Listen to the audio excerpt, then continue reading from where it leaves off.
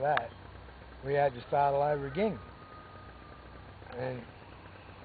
And in this next lot, that's what they're saying is Foucault's pendulum. The part of the story comes where the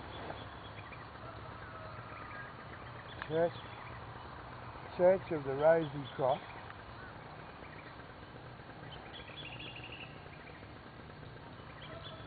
and the Brotherhood of the Templars and the Church of the Golden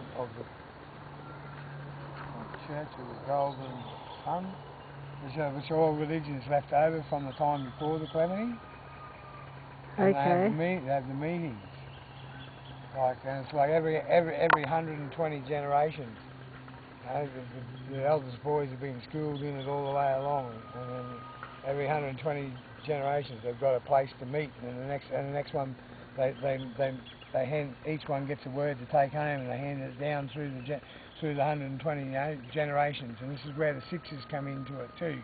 It's like 120 6 times 6 by 6 or something, right? No, that's not right. I forget how that comes into it. Anyway. Because of that Gregorian calendar and the Julian calendar that we were talking about last night, and they had to add 11 days, right? But France didn't, because the Brothers of the Templars have control of France, and so France didn't, and they got out of sync.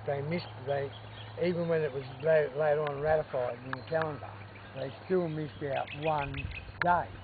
So on the day when all the 120th generations were to meet at Foucault's pendulum, in France, pendulum, because it's an object, right? That's been there for hundreds of years, so you can set it back. You can set a date to meet there because you know it's always going to be there.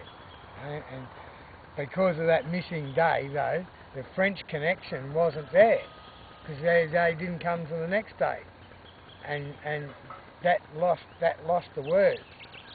There's a word lost in the instructions, and so now they're all trying to catch that up. That's really what the turmoil in the world's all about. All the killing and bombing and maiming is they're trying to find where this fucking missing word is in the book of power that they've been handing down through the generations.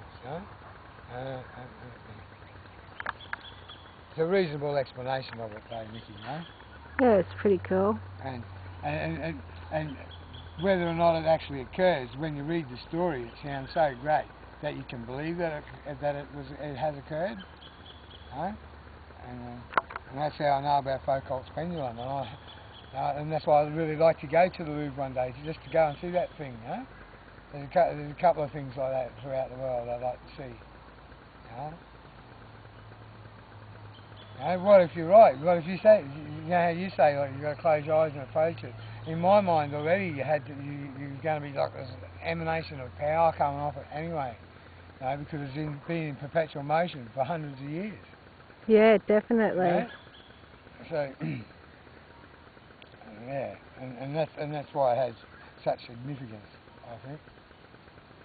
There's a few things like that. I think you've got to go and see all those